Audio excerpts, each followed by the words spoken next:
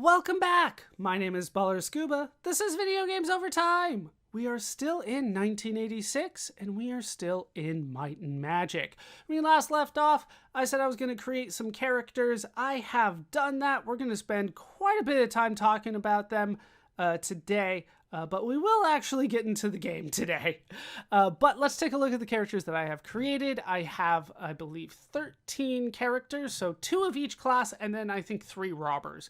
I tried to balance it out as best as I could, so I have 3 female party members, 3 male party members, 2 each of good, neutral, and evil, and then 1 of each race, and then 2 humans. I tried to balance it out. A lot of people say don't do that. You want to go for all of one. All females is actually a recommendation from a few people, and all one particular alignment, so all good females is often the way that people go, but I wanted to balance things out, so hopefully that won't come back to bite me too much. But I do have backups for all of the characters in case something terrible should happen to them, which I hope it does not. So let's kind of go through the list. We will go through the people that I am going to bring along, at least to start, because they are, I believe, the better statted characters, so to speak. They have better statistics, at least. We will start with Brunelli, our knight. That's on F. So here is kind of our first look at the character screen. The character screen has their name in the top left. As you can see, I probably had enough for a last name, but a few characters had some really long names. So I just went with a first name, and we'll leave it there. But Brunelli is a female good half-orc knight. That's how I have her set up, once again, trying to balance things out. The key statistics for Brunelli are 17 might, 16 endurance, and 13 speed. Now, I have seen other recommendations that I need to have much higher accuracy, that should be at least 15, but the amount of time that I spent creating these characters is probably an hour and a half, 2 hours, and trying to also try to get accuracy up to like the highest level did not seem like it was worth the time, but you know, maybe I have to go back and redo that. We will see how the accuracy works for me in this game. But those are the stats on the left. You can see condition is good because we just created the character. Character is not asleep or poisoned or anything like that. Character is good. We just started. Level 1, that makes sense. SP, that stands for spell points. The fighter, the knight, I'm probably going to call Brunelli a fighter or warrior every once in a while, but Brunelli is a knight, no spell points. None are going to be learned. And then to the right of the spell points, you can see this parentheses 0. That will show you your spell level, but we'll get into that more when we have a character that can cast spells. 14 health points, HP, and then an armor class of 1. Remember, for armor class, the lower, the better. And age equals 18. That's how old all the characters are when you create them. They will age throughout the game, and as they age, they will get more stats, but at some point, the characters will become quote-unquote too old, and then they will start losing stats as they keep going. As you might expect, no experience, no gems, no gold. But we do have a little bit of food, 10 food. That'll hold us at least for a little bit. And then in the kind of middle bottom section, we have equipment and our inventory, or what's in our backpack. Now, the characters don't come with anything. If you want, it might be easier to play a little bit with certain characters, get them equipment, and then pass them on to other characters, but we're going to try to start from scratch here. Equipment, nothing. Nothing is equipped on Brunelli right now, but in the backpack is a club. We will have to remember to equip that before we can actually do anything else. Okay, next up is going to be our paladin, Thisigar. Thisigar is a female good dwarf paladin. Once again, Paladin has kind of the most stats that you need to pay attention to. Might at 17, I'm happy to have somebody that hits hard. The cigar will do that for me. Personality of 14, that'll be important later, but right now it's not a huge deal. Endurance and speed of 15, those are pretty good. And then accuracy is pretty low at 7. But once again, hopefully we can find some sort of way around that. And then luck of 10, maybe that matters. Once again, condition good, level of 1, spell points. No spell points for the paladin to start, but as they said in the manual, that will come later. Health points 12, so a little bit lower than our knight, and AC of 2, which is 1 higher than our knight. Age is 18, experience, gems, gold, food, equipped, and backpack are all the same. Moving on, our next one is going to be our archer. That would be Aelwyn. He's on L. He is a male neutral elf archer, and his stats are pretty good. I like his stats. There's a reason that I picked these people after I made them. Intelligence doesn't matter. Might doesn't matter all that much because we're using ranged weapons, but we'll see as we keep playing.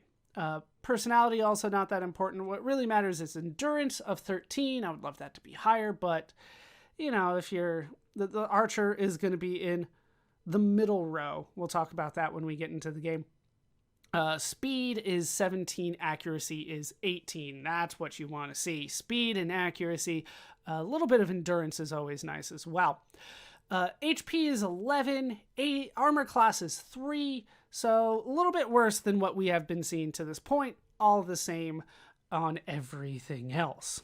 Okay, next up is going to be our cleric. That would be Humphrey. He's on K. This is our male neutral human cleric. Now, a cleric, you want to have high personality. So we have 15 in personality. We also have 14 endurance, 15 speed, and 15 accuracy. Hopefully that will help me in the long run. And we have our first spell points. We have 5 spell points for the character.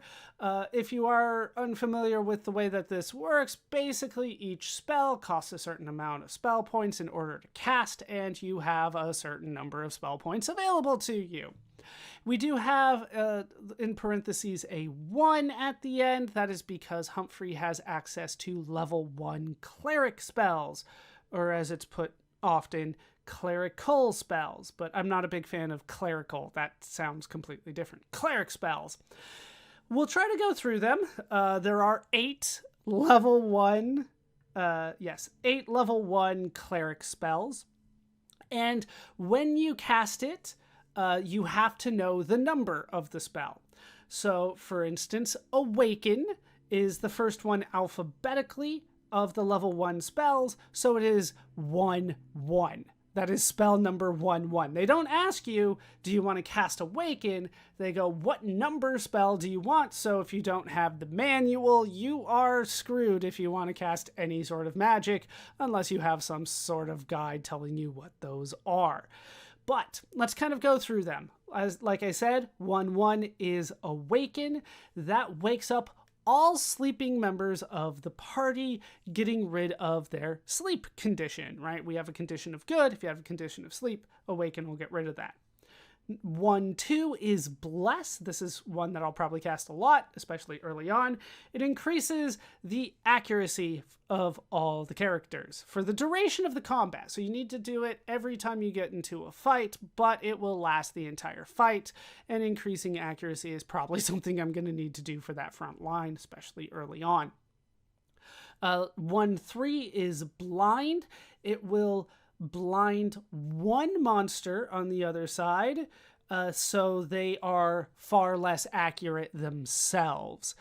So it can work in certain situations, but we will get into combats and you'll see why I probably won't be doing it too often, but it is a possibility.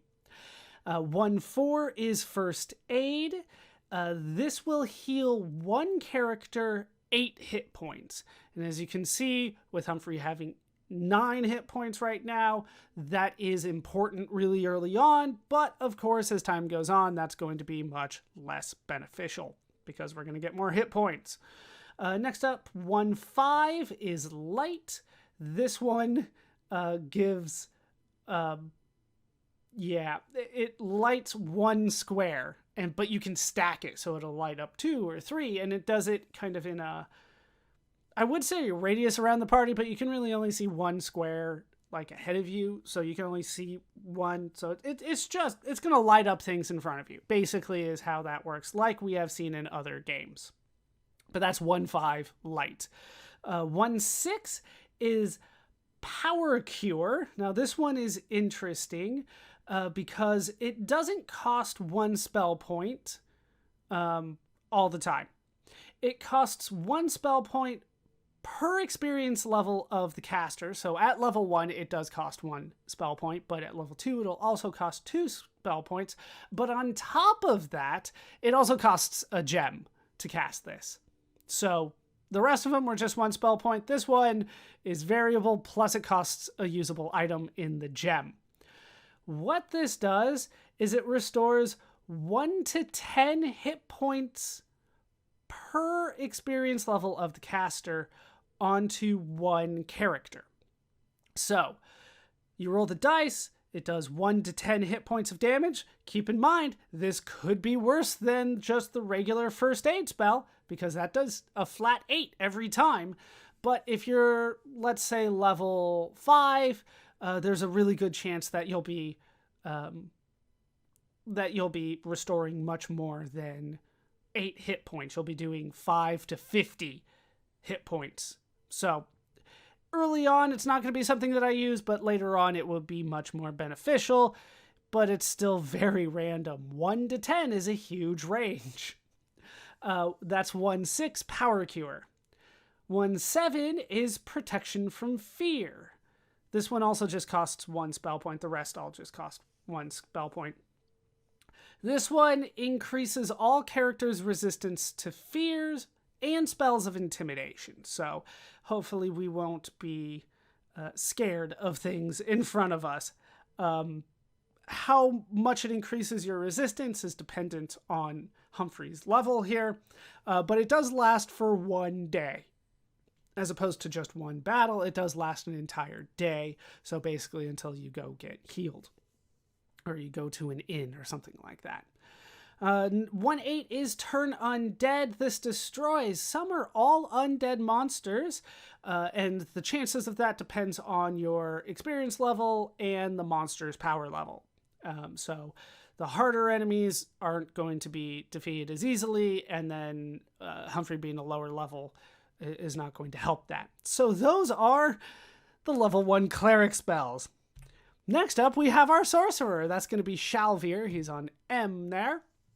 Or she's on M there. I can't even remember how I named these. I just used a random name generator for these for the record. Shalvir is our female evil gnome sorcerer.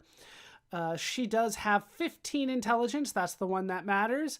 As well as 14 endurance, 14 speed. She also comes with 5 spell points and 7 HP. And has access to level 1 sorcerer spells. So let me find my sorcerer spells. There's a lot of spells. Once again, there are 8 of these. Nope,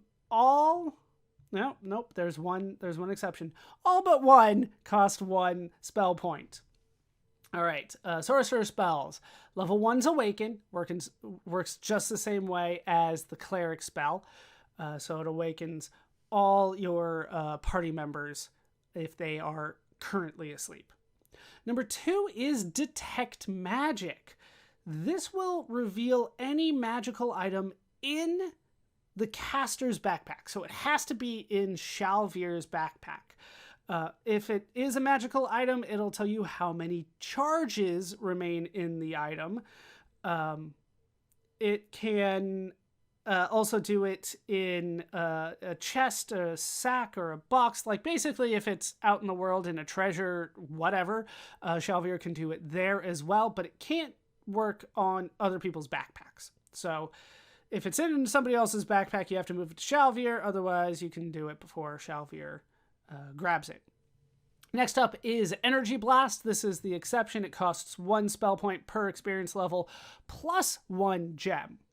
And what it does is it zaps the monster with a blast of pure energy, is what it says. It does 1 to 4 damage per experience level of the caster. So as you level up, that will get stronger, but it's not a particularly powerful spell, at least to start. 1 to 4 damage is not a lot in the early game. But that's 1/3. 1/4 is Flame Arrow. It shoots an arrow at the enemy.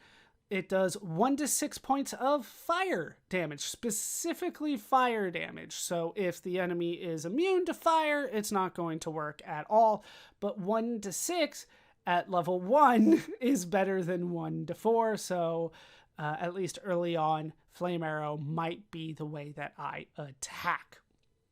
Next up, we have Leather Skin. This toughens all characters' skin. It makes it, when you get hit, it does less damage, basically. Which I don't think there's necessarily a stat for, because endurance is more about your HP, not necessarily how much damage you receive. But that's 1/5 Leather Skin. 1/6 is another light spell. Once again, it helps you see, and you can stack them so you can see further out. 1/7 is Location. We might need this one a lot because this game is just maze after maze after maze.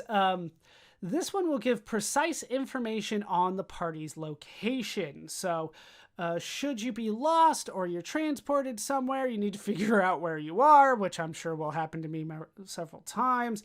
I'll cast Location and try to figure out where I am on the map. And then finally, 1/8 is Sleep. It will hit up to 5 monsters and it puts them into a sleep. While enemies are asleep, they cannot attack.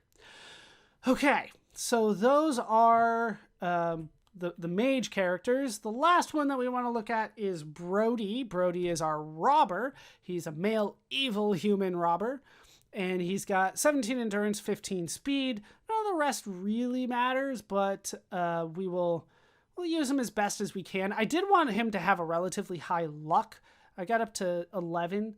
I feel like luck is going to be much more important on a robber than anybody else because, of course, a robber is going to be the person that we use to essentially open traps and locks and things like that. And I feel like that's much more luck-based, even though I don't have any information to back that up. Okay, so those are the main characters that I have created. I have made, other characters that are very similar, right? I made sure that they were the same everything. So like Shelvoth, it would be our replacement for Shalvir.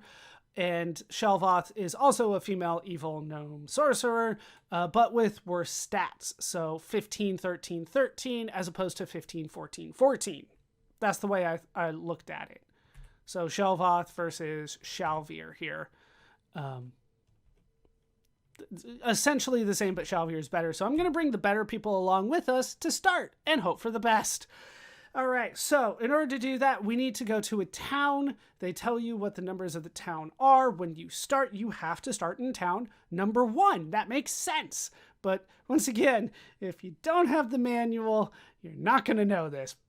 But we didn't read from the manual because it's dry. There's not really a lot of lore or anything like that in there. Okay, so now we get to pick how we arrange our characters. We definitely want to do this a very specific way.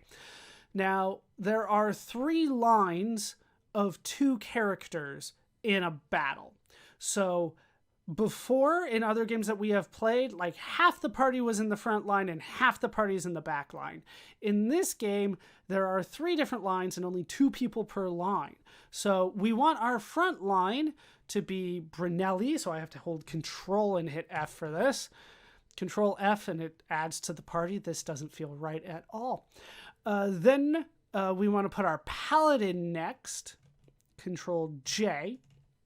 Then I believe I want to put my Archer. That'll be Aelwyn. And then we'll put our robber next. A lot of people put the robber way in the back, but I kind of like the robber. I think he'll be all right. That'll be Brody. That'll be I. And then we will put our sorcerer and cleric in the back. We'll do Humphrey and then Shalvier. All right, now the party is full, so I can hit X and go into the game.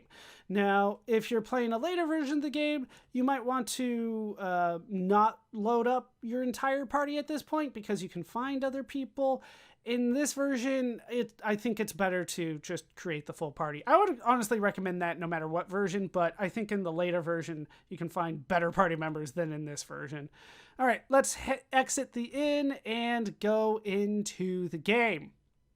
Now, you can reset your order if you want, but once again, 1, 2, 3, 4, 5, 6, that is how they arrange themselves in battle as well. All right, so first thing I need to do is pull up my map. Town itself is a maze. So if you are familiar with wizardry or the Bard's Tale, picture like the first couple levels of the dungeons. That's what the town looks like. It is difficult to move around. Would I like to sign in?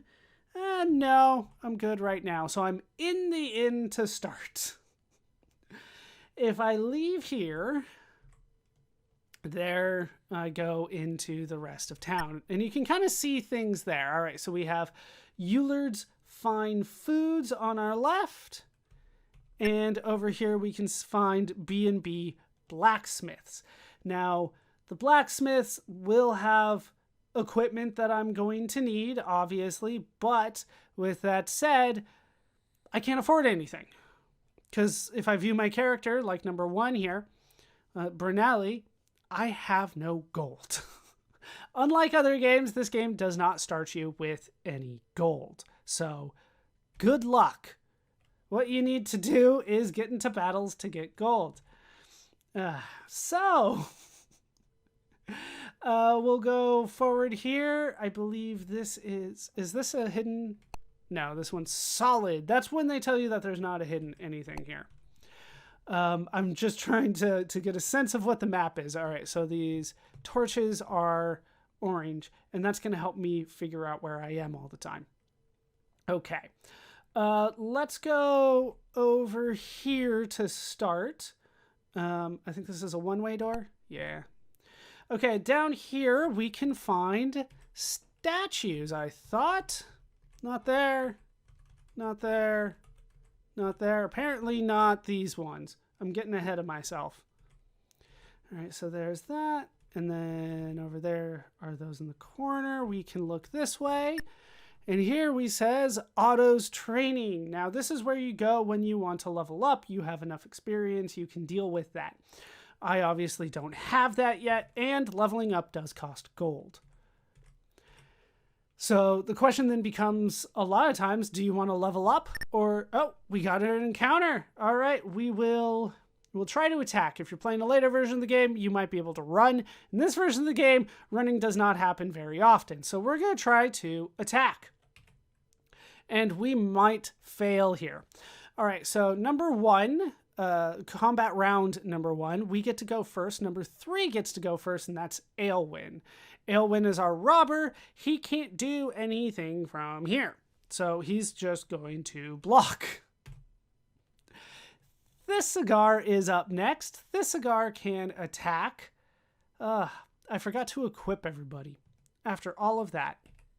Okay, we have wounded the Slither Beast. Brody can attack from the second row, so we'll do fight. A. Let's just try to finish off A. All right, 1 Slither Beast is down. Okay, number 5 is Humphrey, our cleric. Let's go ahead and cast level 1, number 2. And that will increase... Right, that is the right one, isn't it? I've already forgotten. I didn't anticipate getting into a fight this early. Yes, 1, 2, that is Bless. And that will make it so I can attack more often. Or I should hit more often. Okay. Shalvir is up next. And you can cast... I really need to have multiple ones for the different ones if I'm going to be looking them up every time like this. Flame Arrow is 1/4. All right, cast 1/4 and hit the first one. 1 point of damage. Hooray! And then Brunelli can attack. It'll hit A. If I hit fight, then I can choose who I want. But A, attack. And we missed, even with the increased accuracy. Okay, Slitherbeath misses us. 8 points of damage on Brody. 1 point of damage on Brunelli. Okay, so 3 is up first. We will block. Thistlegar can attack. Miss. Brody can attack. All right, we got another one down. Humphrey can heal, which is 1/4 on Brody, even though, once again, they're not really showing me that. I have to kind of look. Okay. Cast 1/4 on A. I don't like that at all. Hit him! 8 points of damage on Thistlegar. 5 points of damage on Brody. Are we going to lose right off the bat? This is entirely possible. Granted, I did forget to equip, but I did not expect it to happen this fast. All right, attack. Miss. Attack. Miss. Cast 1/4 on Thistlegar. And cast 1/4 on A. 1 point of damage. It's wounded now. Hit it. All right, 1 went down. 7 points of damage. God, like my front line even only has like 14 or 12, so like 2 hits like that and they're down. All right, hit, miss, miss. Can I look at Brunelli here? 6 out of 14. Okay. 12 out of 12. 11, 6. All right, so cast. It is still 1/4. 1/4 on 1. And that should be a full heal there. Cast 1/4. 4 points of damage. Attack. And down they go. For defeating the monsters, each survivor receives 33 experience points. I need 2,000. Let's go ahead and rest. Yeah, no, rest complete, no encounters. Hooray, do I get my spell points back for that? I do, hooray. Yeah, being able to rest kind of at any time does help. Let's go ahead and equip A. Equip A. Equip A. Equip A. Equip A. Equip A. That should be everybody, right? Yeah. Okay, everybody has it equipped. Hooray! Back to the map. What are those? That is... Let's go up here. I think this is a dead end, but there should be something here. There's a statue here. Search it. Let's search it. On this stone statue of a dwarf paladin painted a black and white checkered motif. There are many dungeons like me. Find the right pair and you'll discover the key. The ancient seer Og has lost his sight. The idols will help to end his plight. We didn't catch the beginning of that. So let's go ahead and search it again. We'll talk about what I just did in a little bit. I only turned twice. But that's how that works. So yes, search it again. There's a black and white checkered motif. A plaque reads, there are many dungeons like me. You'll find the right pair and you'll discover the key. The ancient seer Og has lost his sight. The idols will help to end his plight. And as soon as I hit this, I turn around. I know it doesn't feel like that, but that's what happened. So if I go back out here, we get another encounter. Oh, I should have saved. We get a sprite. That's the sprite. I can try to retreat, but it didn't work. So Aelwyn can go first. Now he can attack with his club from the second row. So let's go ahead and try to hit the sprite. We missed, and the sprite cast a curse. Let's attack. All right, we got the sprite. Sprite went down. Vampire bats are still alive. Attack. Miss. Cast 1, 2. Now we should be more accurate. Cast 1, 4 on A. Vampire bat doesn't go down to an arrow. Attack. They have at least 6. 3 points of damage on me, 4 on me, 2 on me, 4. Okay, miss. 4 more on Aelwyn, 3 more on Brody. Okay, 10. Ooh, Aelwyn is almost gone. So we are going to heal Aelwyn when we get the chance. Speaking of Aelwyn, hit. Hit. All right. 1 down. Miss. All right, cast 1. Nope. Cast 1, 4 on Aelwyn. That's 8 more points guaranteed there. Cast 1, 4 on A. 2 points of damage was enough? They have a wide range of health. Okay. Thistlegar. Aelwyn. Brody. Brunelli. Notice that they're not hitting my back row ever. It's just 1 through 4. So, first 2 rows can attack, right? But still technically the middle row. How's everybody doing? 3.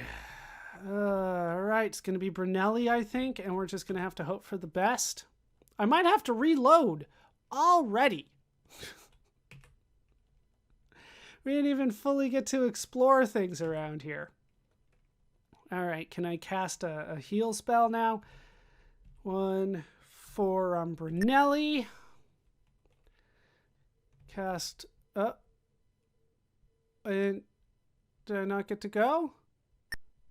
And Brody's down.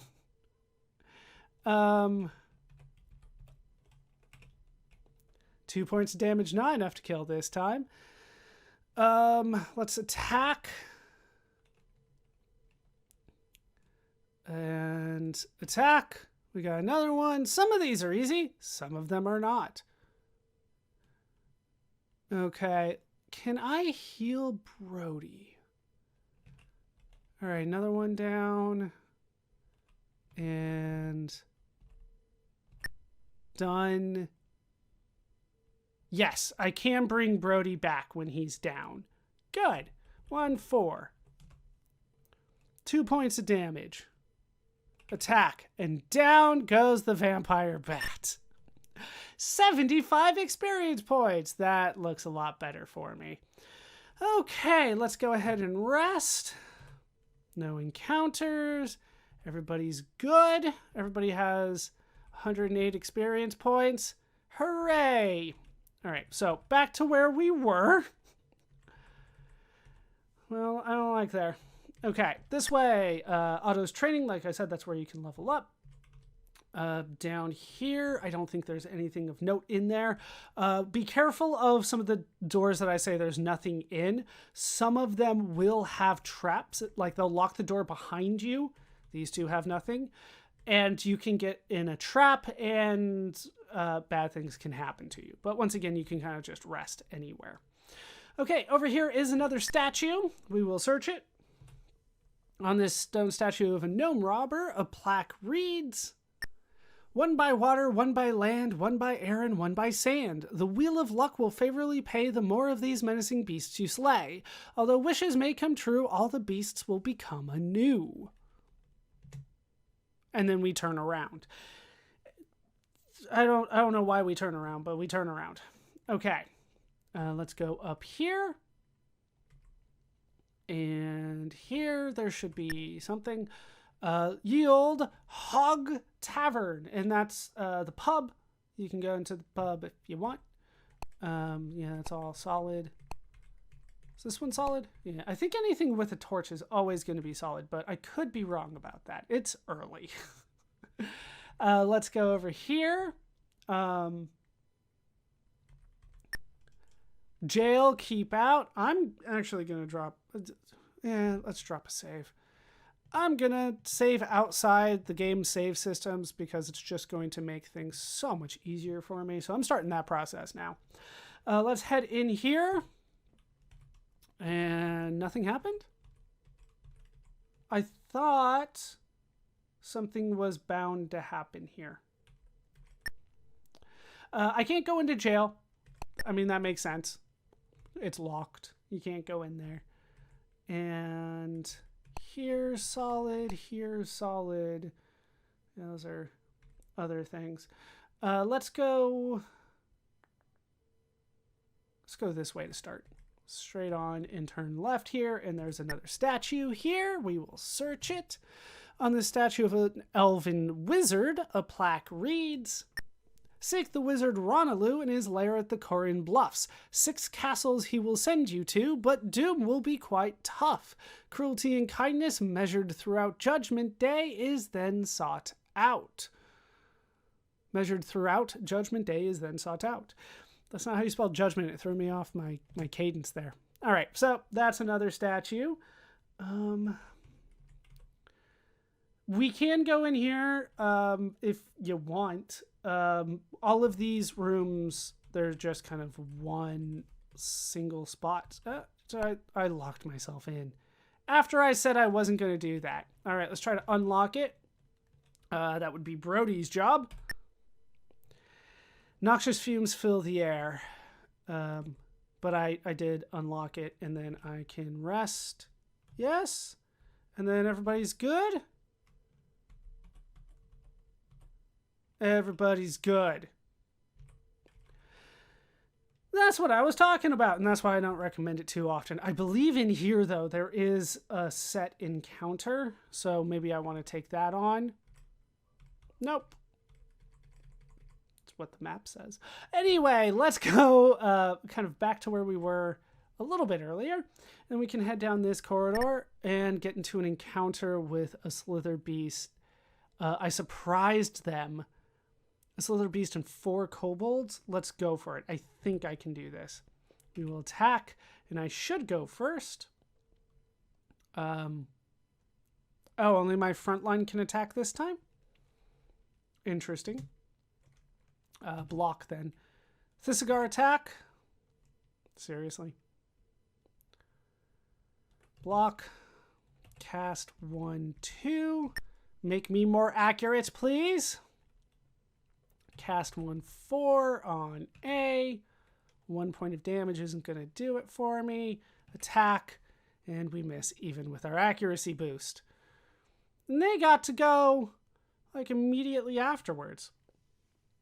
I'm not sure I like this. Okay. Let's go ahead and do something with what I can do. Why? I feel like I should still be able to attack if I could before, but yeah, now I have 2 party members that can't do anything.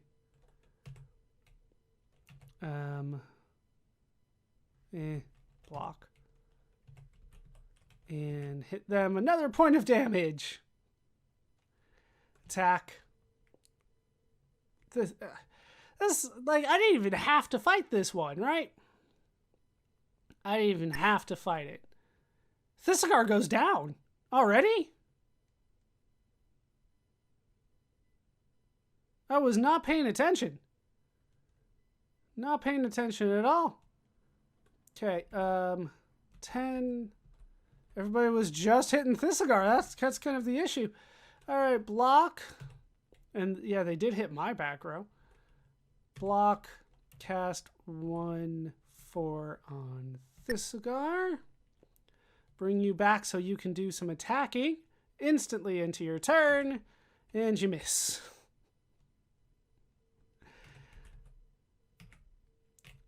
Shalvir is the only one doing any sort of damage right now. Everyone else has missed every time. All right, now I need to check again. We'll take a look at the quick reference here. Does it show me everything that I need?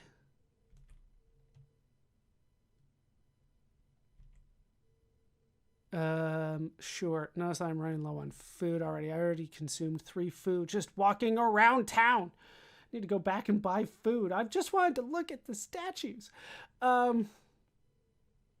Let's go ahead and heal Brunelli then. Even though you can't do anything. All right, attack. 7 points, not enough to kill the kobold. Block, cast 1 for Brunelli. Cast 1 for on A. Down goes one of the kobolds. Attack. Miss. 3 points on Thisigar, so I think Thisigar's next. Not having my party be able to attack is not nice. Attack. Okay, we got another one. Cast 1 4 on 2. And cast 1 4 on A.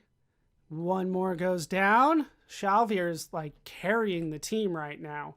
All right, we did it. 21 experience points for that. That was near death for everybody. But at least I can rest kind of wherever.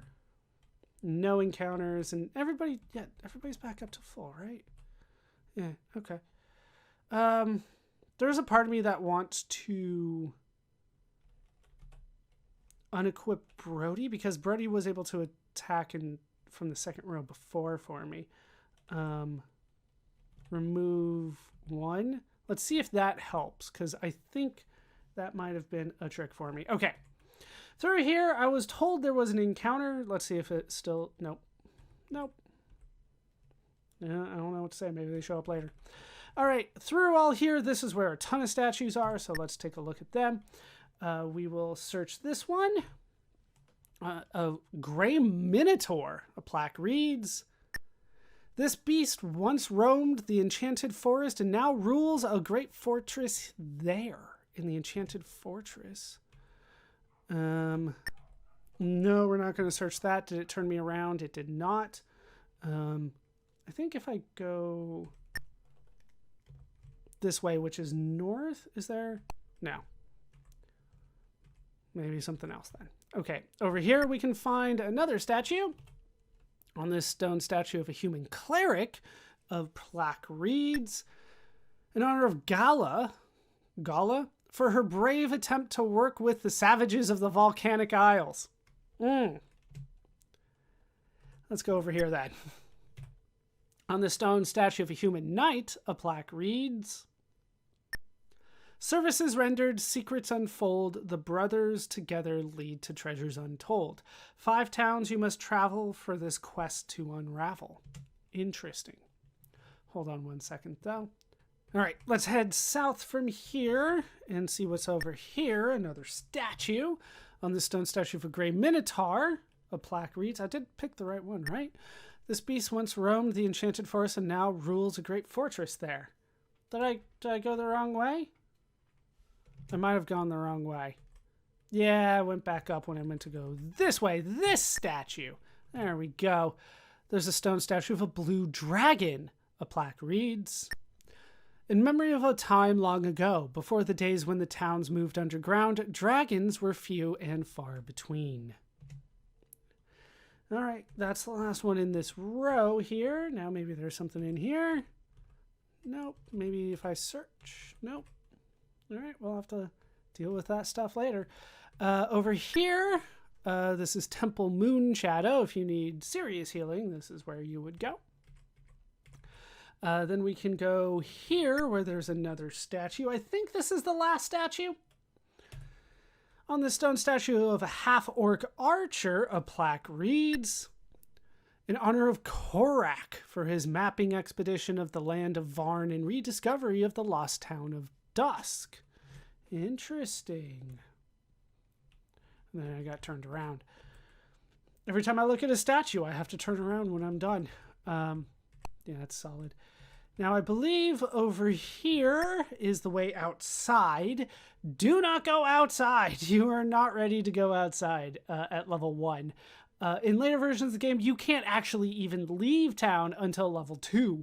But a lot of people recommend level 3 unless you know what you're doing. So I'm probably going to do level 2 and then show you what you can do to make everything go a little bit smoother for you. But over here, we can find the last thing that I think we're looking for. Stairs going down. There's a cavern underneath town, but we're kind of struggling with the fights that were given inside town, so it's probably not best for us to head out anywhere else yet. All right, and that's kind of the tour of town. Let me drop a save here just to be on the safe side, because I believe through this torch there's a secret room. Yep. A tenacious leprechaun appears saying, traveling the roads is quite dangerous, save for the strong and courageous. Only one gem you lose, even though it says loose. Only one gem you lose, and I'll send you to the town you choose. Now, I can't afford to go to any of the other towns, but if you want a quick way to go to the other towns, this is a way to do it and only costs you a gem. But I don't have that yet. This way.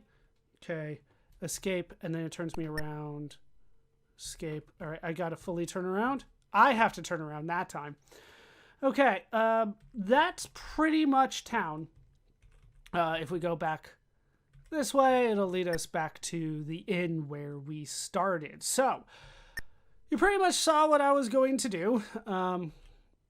Does anybody have any gold? I did not get a single thing of gold that whole time, and I'm down to a little bit more than half my food. So I need to fight and get gold, and maybe that happens in the cavern. Maybe that happens up here. Either way, I need to spend some time basically level grinding. Like I said before, which I can show you. When you go to... Oh! Mutant larva, and now everybody can attack. Okay. Attack. And attack. Down you go. This might be the easiest fight to date. Go for the attack. You too. I was really hoping that would work out. Attack. Nope. 3 misses. 1 point of damage on Thistlegar. It's not a huge deal, but... Attack. Kill it. I didn't even get to see the mutant larva because I was just trying to motor. Nope. Come on. 1 more hit. Oh, that wasn't enough. 1 more hit. Nope. I should just cast the spell. There we go. Mutant larva goes down. 10 experience points. Hooray. I need money. So if we go back here, this is where the training is. We can go inside. And do you require training? If I say yes, then they'll tell you how much experience points you need. I still need 1,361 experience points. You can try to gather your gold. That works the same way that pooling gold did in other games. But right now, nobody has any gold to speak of. And once again, I've turned around so I can just leave. Yeah, nobody has any gold. So I'm going to work on leveling up people. Apparently it's only 1,500. I thought it was 2,000. I think it depends on who's first. Yeah. If I Like 2, yeah. Some of them need 2,000, like Thisigar and Aylwin here need 2,000, but some only need 1,500. Either way, I'm not even close, so I'm going to spend some time off screen trying to level up to level 2, and hopefully I can get some food and money along the way.